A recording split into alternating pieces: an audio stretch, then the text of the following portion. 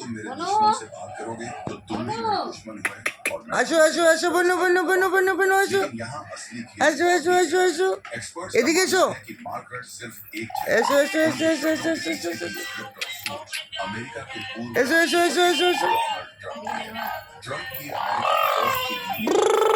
वो चाहते हैं कि भारत और चीन जो दुनिया की तेजी से बढ़ती अर्थव्यवस्थाएं हैं, वो रूस के साथ अपना व्यापार बंद करें और अमेरिका से वो भी अमेरिका की शर्तों पर व्यापार करें। जब भारत और चीन ने ट्रम्प की इस अकड़ को कोई भाव नहीं दिया और रूस के साथ अपना व्यापार बढ़ाया तो बौखलाहट में ट्रम्प की आवाज बनकर नाटो चीफ मैदान में उतर आए।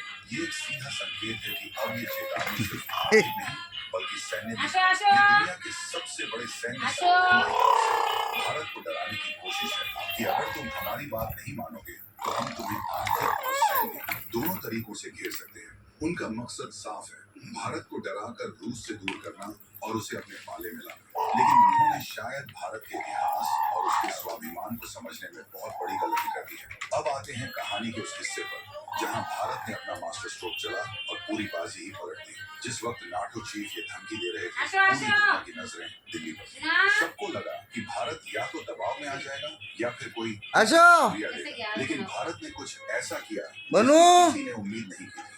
भारत ने एक रणनीतिक चुप्पी साधी और सीधे तौर पर मार्करेट को कोई जवाब नहीं আসো दिया। क्योंकि बड़े देश छोटी मोटी धमकियों पर बयानबाजी नहीं करते, वो अपने बनू। काम से जवाब देते हैं और भारत ने वही किया। हमारे विदेश मंत्री एस जयशंकर, जो अपनी हाजिर जवाबी और तीखे तर्कों के लिए जाने जाते हैं, उन्होंने और भारत के कूटनीतिज्ञों ने दुनिया भर के मंचों पर एक ऐसा नैरेटिव, एक ऐसी कहानी पेश की जिसने नाटो और अमेरिका को ही बैकफुट पर धकेल दिया।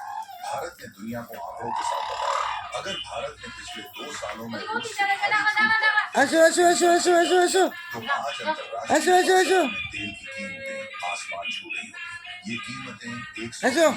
120 से $130 प्रति बैरल तक पहुंच जाती। ये सिर्फ एक बयान नहीं, ये कूटनीतिक परमाणु बम था। भारत ने कहा कि हम तो पूरी दुनिया की अर्थव्यवस्था को एक बड़े संकट से बचा रहे हैं। जब रूस का तेल यूक्रेन युद्ध के कारण पश्चिमी देशों ने खरीदना बंद कर दिया तो बाजार में तेल की कमी हो गई। अगर उस कमी को भारत और चीन जैसे बड़े खरीदार पूरा न करते तो तेल की कीमतें इतनी बढ़ जाती कि पूरी दुनिया में महंगाई का हाहाकार मच जाता और कई देशों की अर्थव्यवस्थाएं तबाह हो जाती। भारत ने खुद को विलेन की तरह नहीं बल्कि एक ग्लोबल एनर्जी शॉक एब्जॉर्बर यानी एक ऐसे देश के रूप में पेश किया जो वैश्विक ऊर्जा संकट के झटकों को सह रहा है ताकि दुनिया स्थिर रह सके।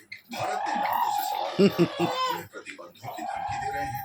आपको तो हमारा शुक्रगुजार होना चाहिए कि हमारी वजह से आपके अपने देशों में पेट्रोल और गैस की कीमतें कंट्रोल में हैं। इसके साथ ही भारत ने पश्चिमी देशों के दोहरे चरित्र, उनके यूरोपीय पाखंड को भी दुनिया के सामने नंगा कर दिया।